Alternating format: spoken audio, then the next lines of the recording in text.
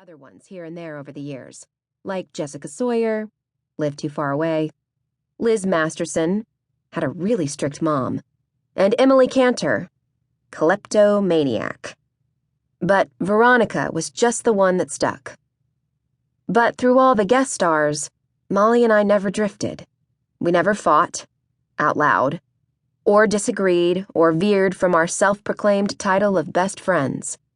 Even if we weren't sure why we chose each other anymore, of all the other best friends we could have chosen, what we knew was that it was working for us. And it made us feel protected and powerful in the fickle and volatile Greencliff private school battleground. Our best friendship was our life raft. I imagine the Army employs the buddy system for similar reasons. It was our job to make sure the other was never left behind.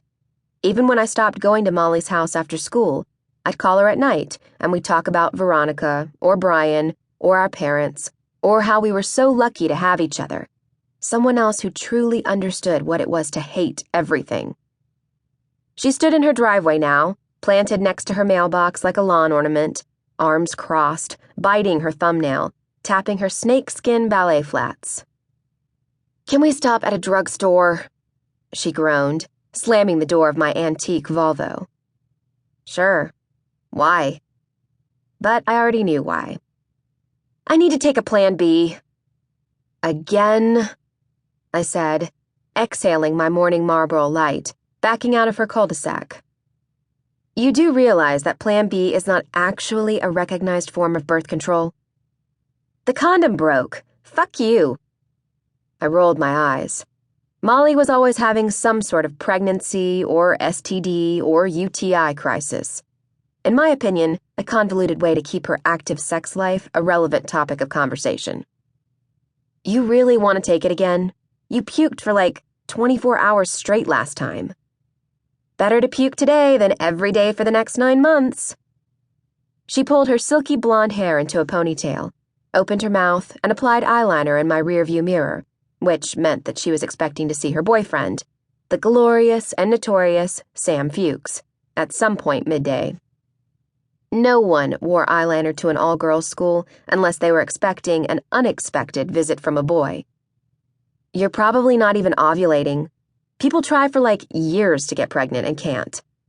All odds and Sam's roid-raged THC-saturated sperm considered, I very seriously doubt that you managed to conceive last night." "This morning," she snickered. I knew she wanted me to ask how she managed that, but I refused to take the bait. Mollie was having sex. I was not. And she felt the need to remind me of this on a daily basis, because, for the first time, we were not in the same place at the same time, and she seemed to revel in that. I had news of my own for her for once. News I'd been putting off sharing for weeks, but knew I'd eventually have to tell her.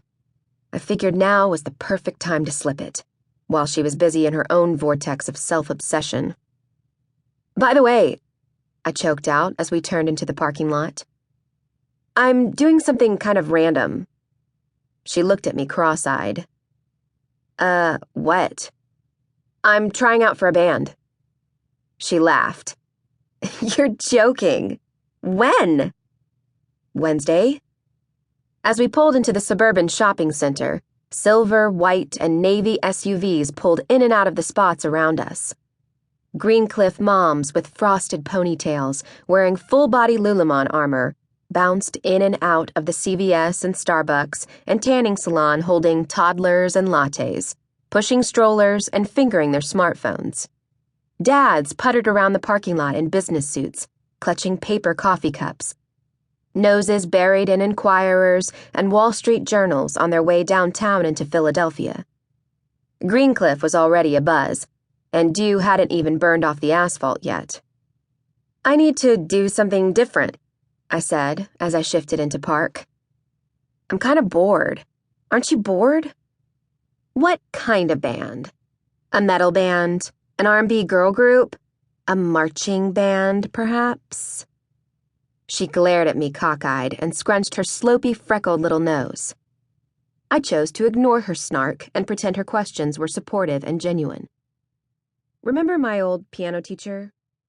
I chewed my cuticle.